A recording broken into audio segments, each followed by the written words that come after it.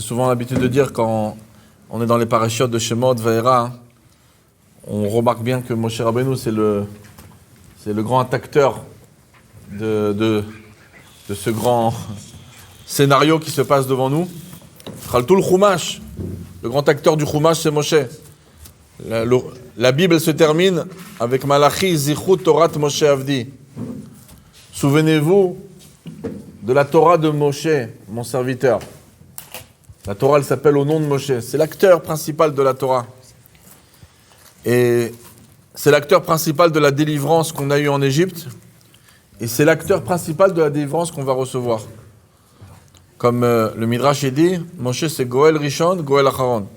C'est le premier libérateur et c'est le dernier libérateur.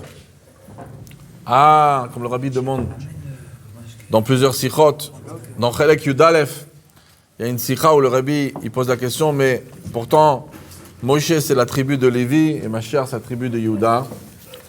La réponse c'est que Mashiach il va réussir à délivrer le peuple juif que par la force de la Torah de Moshe Rabbeinu. Donc c'est ça le pshat, c'est ça l'explication que le libérateur dernier qu'on attend c'est Moshe. Parce que Mashiach, sa force c'est la Torah de Moshe. C'est ce que le Rambam il écrit dans les lois de Melachim, dans le Pérek 11. Il y a un mode Melech mi Bet David, Ogeh Torah. Sa première puissance, à part de qui il provient, c'est que c'est quelqu'un qui est approfondi dans la Torah. Et donc, la force de Moshe Rabbeinu, c'est ça, c'est cette force-là qui va nous permettre de sortir de la galoute. Et ce Moshe Rabbeinu, qui est tellement incroyable, qu'est-ce qu'il a fait pour être choisi? Pourquoi lui? Qu'est-ce que la Torah écrite veut nous transmettre comme message? Pourquoi il a été choisi? Si je regarde que la Torah écrite, c'est un bon cogneur. Il y a quelqu'un qui frappe un juif, il lui rentre dedans. Vayachet Mitzri. Donc c'est un type sympathique. Il a un peu le sang chaud. Ça c'est Moshe Rabbeinu. Ensuite, l'événement qui suit, c'est que il va avec le troupeau et Dieu lui donne la mission de sauver le peuple juif et d'être le libérateur. Voilà, c'est ce qu'on sait sur lui. Ah, quand il est né, la maison était remplie de lumière. Ok, c'est les commentaires. Midrashim, les Pirushim. Ah, il a utilisé le Shem Amforash. Ok, Rashi l'apporte. Mais dans les mots, c'est marqué qu'il a frappé l'Égyptien. Ça qu'on sait qu'Amram, Yochavet, c'est des tzadikim, on ne sait pas, c'est dans les Midrashim. Mais dans la Torah écrite, mot à mot, les seules choses qu'on sait, c'est que c'est un cogneur, il défend un juif, et c'est pour ça qu'il est choisi.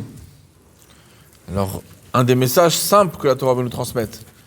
Pourquoi Hachem il choisit un leader? C'est parce que c'est quelqu'un qui ne peut pas rester les bras croisés devant l'injustice. Il est obligé d'agir. C'est un homme d'action parce qu'il prend à cœur ce qui se passe. Il y a des gens qui sont apathiques, ils sont froids. Ils voient des événements, ils voient des injustices, ils font rien.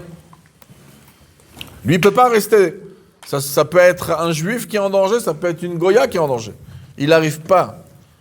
Quand le rabbi l'avait reçu une fois, le maire de New York, en plein milieu de la nuit, une des choses où il était étonné, il a dit, mais le rabbi de Lubavitch, à 2h du matin, de quoi il me parle?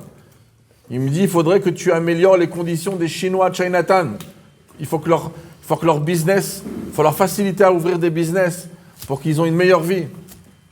Le rabbi de Lubavitch, avec tout ce qu'il a sur la tête, il prend à cœur qu'il y a des Chinois à Chinatown qui n'ont pas ce qu'il faut. Ça, c'est un leader. Et ça, c'est Moshe Rabbeinu.